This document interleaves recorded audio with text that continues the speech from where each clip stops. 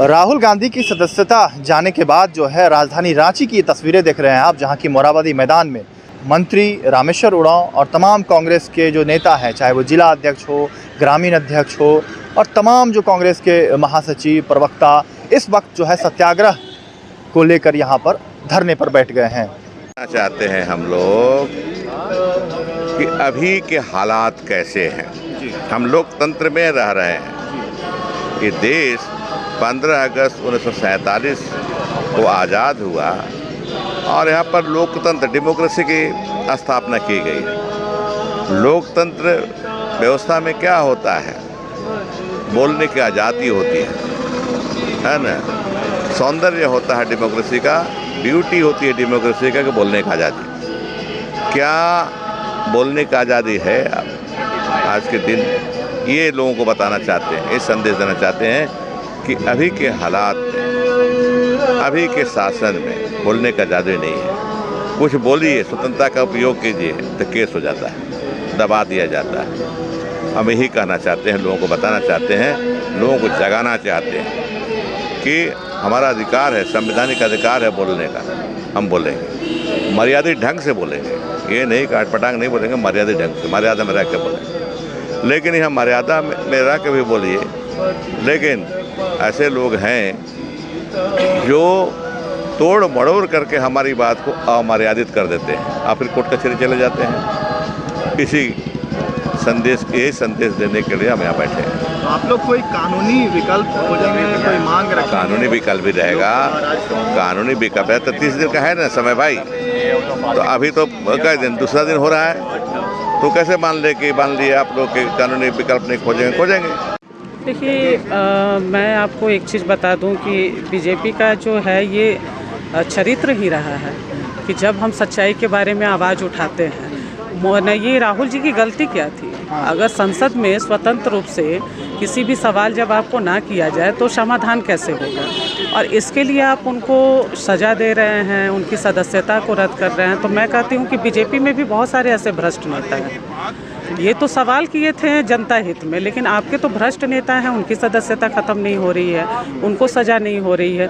सीधा सीधी कहा जाए कि जब अडानी अंबानी की बात आती है तो मोदी जी पूरी तरह से बौखला जाते हैं और कहीं ना कहीं राहुल जी की लोकप्रियता से ये घबरा गए हैं, इसलिए ये शिकंजा कसना चाह रहे हैं।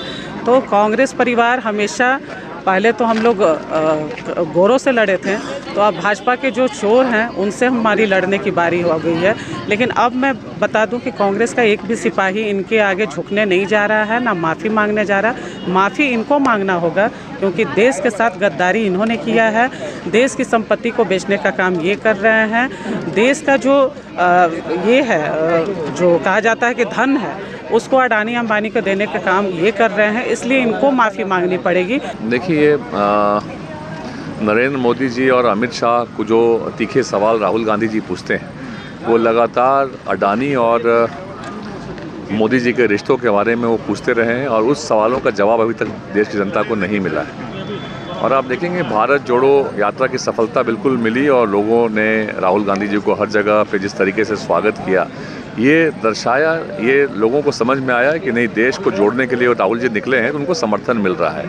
लेकिन कहीं ना कहीं भारतीय जनता पार्टी लगातार अपने जो कुछ पूंजीपति मित्र हैं और ख़ास करके अडानी, जब से हिंडनबर्ग की रिपोर्ट आई और उसके बाद जब मीडिया ने, राहुल जी ने ये सवाल पूछा कि उनके क्या रिश्ते थे, आखिर किन कारण से SBI और LIC को फोर्स किया गया उसमें इन्वेस्ट करने के लिए और किस तरीके से अडानी को मदद की गई, जबकि ये लगातार रिपोर्ट्स आती रही है कि वो अपने अकाउंट्स को फर्ज करते हैं। JPC की मांग लगातार, उस पर वो अभी भी अड़े हुए हैं। लेकिन आज जो उनके संसद की सदस्यता जो रद्द की गई, ये बिल्कुल दिखाता है कि जो आज तक राहुल जी कहते आ रहे थे कि उनसे बीजेपी डरती है, मोदी जी डरते हैं, अब मोदी जी का डर का आलम इतना बढ़ गया कि उन्हें उनकी संसद की सदस्यता ही खत्म करवा दी। भले ही वो कहेंगे कि नहीं, कोर्ट की आड़ लेंगे कि नहीं ये इंडिपेंडेंट है, लेकिन जिस तरीके से, जिस आपाधापी में उनके सदस्यता को रद्द की गई, ये दर्शाता है कि ये सिर्फ और सिर्फ एक डर का परिणाम है। और कांग्रेस पार्टी लगातार संघर्ष करती रहेगी जब तक हम लोग इन जो लोकतंत्र के लिए एक काला अध्याय है और हम लोकतंत्र को बचाने के लिए, देश को बचाने के लिए, देश को जोड़ने के लिए और विपक्ष की आवाज़ हमेशा आगे रहे, क्योंकि जनता को जो भी सरकार के जो कारनामे हैं, अगर सरकार कोई काम ऐसा करती है जिससे जनता का अहित होने वाला है तो अपोजिशन का काम है इसको लोगों को बताना, और ये काम हम हमेशा करते रहेंगे। विपक्ष के दल हैं, आज सारे लोग संसद से सड़क तक सभी लोग की एक बात है कि विपक्ष के दलों को जितने भी तरह के उनके पास हथकंडे हैं, चाहे ईडी हो, सीबीआई हो, आयकर विभाग हो, चुनाव आयोग हो, ये सारे हथकंडे अपनाकर विपक्ष के नेताओं को जो असली जन मुद्दे हैं उसको उठाने से वो रोक रहे हैं। राहुल गांधी उसी कड़ी का हिस्सा थे। राहुल जी ने अडानी और अंबानी से रिश्ता पूछा तो वो रिश्ता बताने की जगह उनकी जो जल्दबाजी थी सदस्यता रद्द करने की, ताकि संसद में वो आवाज़ नहीं उठे। लेकिन राहुल जी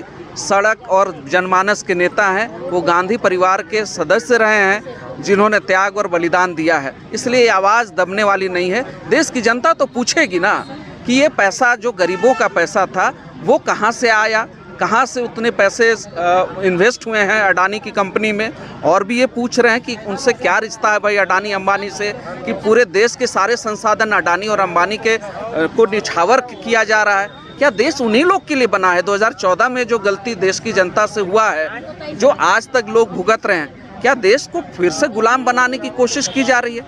इसीलिए आज राहुल जी की इस लड़ाई में हम पूरे देश के लोग उनके साथ हैं। कांग्रेस पार्टी अपने सारे जिला मुख्यालयों में आज ये सत्याग्रह आंदोलन कर रही है और ये लड़ाई आगे भी बदस्तूर जारी रहेगी जब तक कि हमें न्याय नहीं मिलेगा, हमारे नेता राहुल गांधी को न्याय नहीं मिलेगा।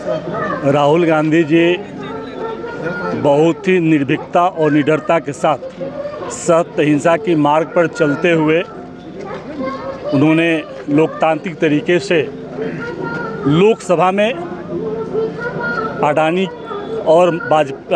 और मोदी जी का जो संबंध है उस संबंध के बारे में पूरे देश के समक्ष ज्वाइंट पार्लियामेंट कमीशन गठन कर जांच की मांग किया था और यह लगातार मांग उठता रहेगा।